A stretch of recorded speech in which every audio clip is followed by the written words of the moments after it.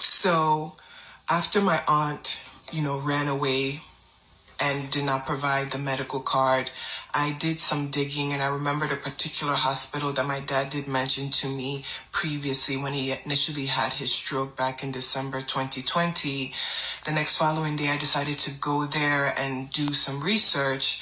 And when I spoke to the head doctor, they pulled up their records and found out that my dad had stopped literally going to that hospital. My dad had a stroke December 2020. The last time my dad was seen at that hospital after his stroke was December 28th, 2020. And we're talking about January 12th, 2022. So he had not been seen since then. I found that to be so incredibly sad. At that point in time, I was told to make a plea to my umuna to go and investigate further on the physical state, to go and see my dad, because at this point in time, only myself, the youth leader, and the police officer were the only people that had physically seen my dad. So there was a call for a meeting to see my father. And I wanted Umuna, which is a community of men from my village, to go and see my dad for themselves and take this on as a village issue, a family issue. Again, guys, I just wanted my dad. And if the police wasn't going to do it, then maybe Umuna could do it. After the meeting with Umuna, they agreed, yes, let's go to see Peter and check on him ourselves, because at this point in time, it was only my account and the youth leader and the police officer that they really could understand what was going on, that they themselves wanted to see what had been the issue and what the problem was. When we got to my family compound again, my aunt, who had pretty much ran away from the meeting that we did try and have with the NOWU, was now there. She this time opened the gate and allowed us into the compound, into the ground floor.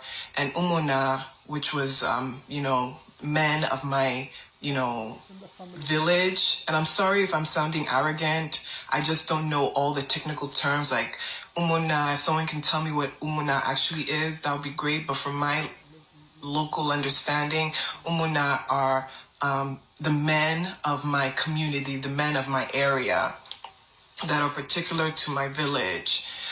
So when Umuna came, they asked to see Peter. My aunt said, oh, Peter is not feeling well. Oh, he doesn't want to be seen by anyone. And they were like, no, we demand to see Peter. So I said, guys, why y'all listening to her? Like, let's just go upstairs. Let's just see what I saw. I walked to the gate that leads up to my dad's staircase, and it was locked. The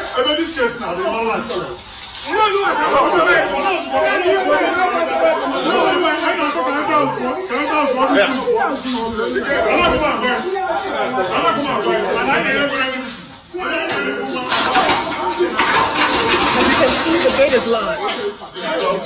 It's locked. The gate is locked. The gate is locked. The gate is locked. The gate is locked. It's locked. Yeah. Let's go. Let's go. Let's go. Okay. Okay. Okay. Okay. Let me go quiet. Because I let it play with you. You won't walk. Let it play. Can you look at it? Yesterday, I looked at it. You can't know about it. Thank you. You've seen it. You've seen it.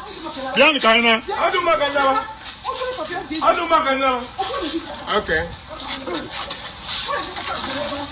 And she was basically, my aunt now was basically insulting everybody. Leave us alone.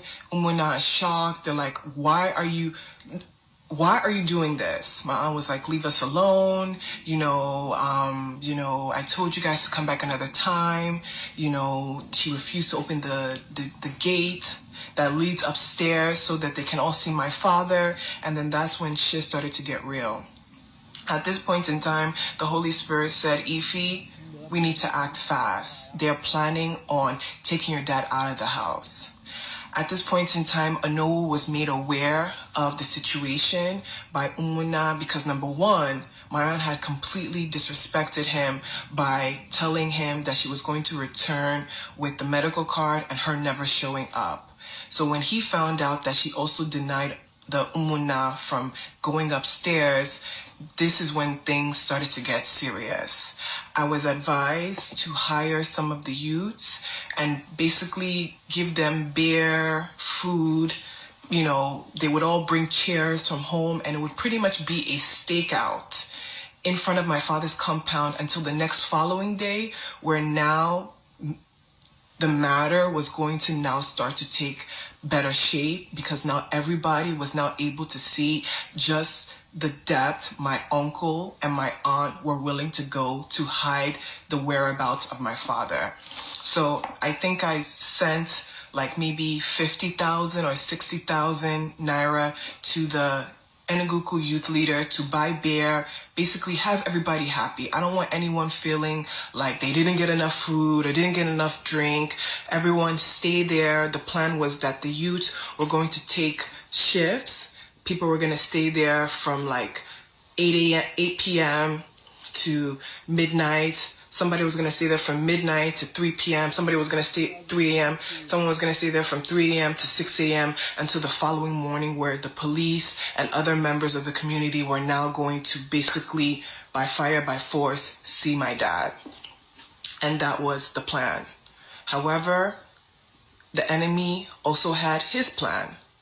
I was called at around 4 o'clock in the morning that a mysterious bus or van containing Nigerian army members came to my father's compound while the youths were there keeping guard, waving their guns, and basically telling the youths if they do not leave, they're going to shoot. These are not soldiers. These are not, nobody's going to die for my dad. So when the youth saw the police, they basically ran away. In that moment, what I was told was that they took the van and went through the back. Josephine and Francis now carried my father's body into the car and disappeared. And that was the phone call I got at 4 o'clock in the morning, that my father is no longer in the house and they don't know where they've taken him. I prayed, I prayed, I prayed, I prayed, I prayed, I prayed, I prayed. I prayed for my father's safety. I prayed on what would be the next steps. And what the Holy Spirit told me,